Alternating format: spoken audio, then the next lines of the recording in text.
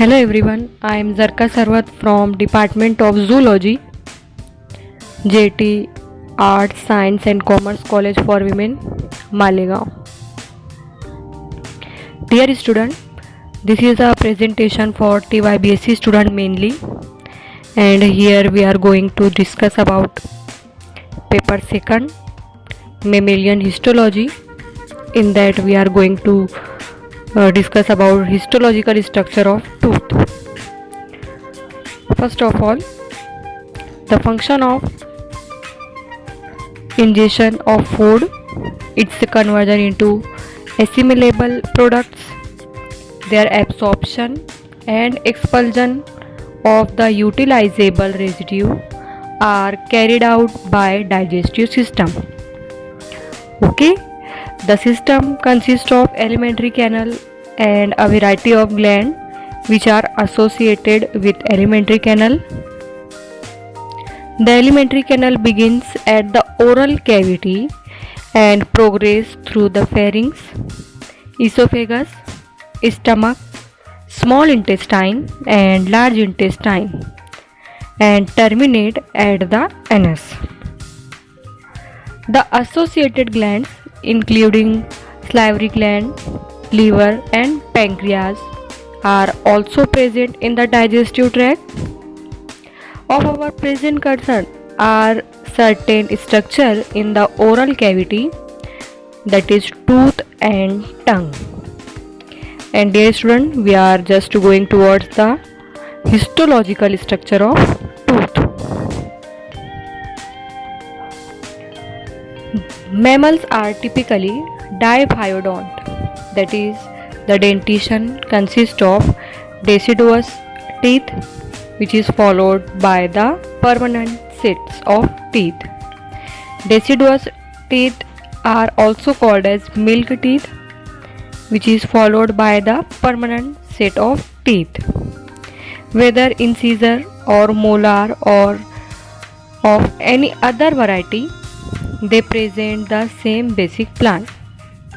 A generalized mammalian tooth is morphologically distinguished into two parts, mainly a crown which projects beyond the gums and the root implanted in a jaw socket or alveolus. The slight constriction between the crown and root is the neck. Okay, it means that there are three regions: crown, root and the middle constriction is neck. Every tooth consists of enamel, dentine and cementum, as we can see in a photograph, all being calcified tissue, means they are made up of calcium.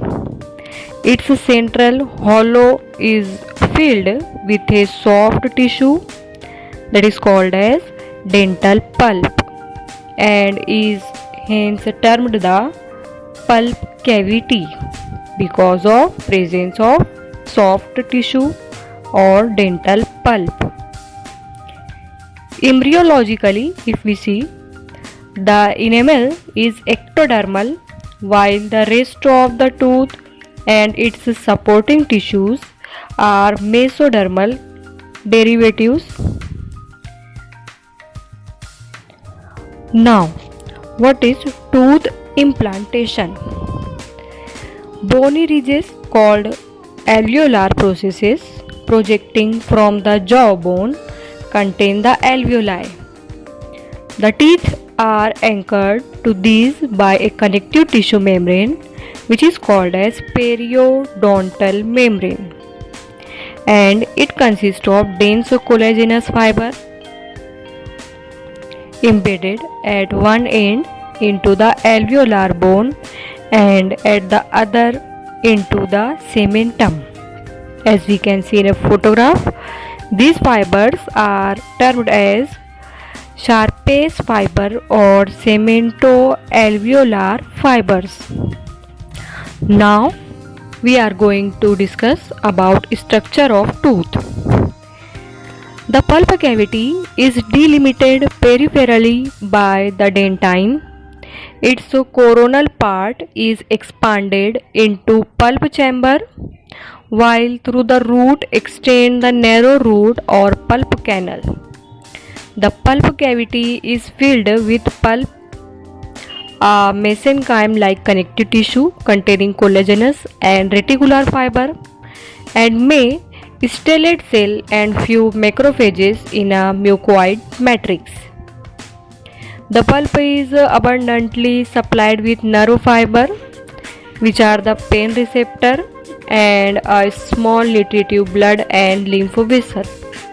These all structures are present in the pulp. The pulp-dentine interface is lined by a layer of columnar odontoblast cells. These cells secrete the dentine, means dentine are the secretion of odontoblast cells. Each odontoblast sends short processes into the pulp and one or two long processes, the dentinal fibers of tomes into dentine. So, dentine form the bulk of the tooth, means it contains the larger part of tooth. It is harder than bone, and when fresh is yellowish in color, semi-transparent and somewhat compressible. About 80% of it is inorganic matter.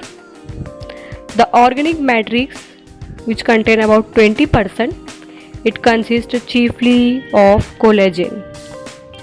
Also, unlike bone, dentine is acellular structure, means there is a absence of cells.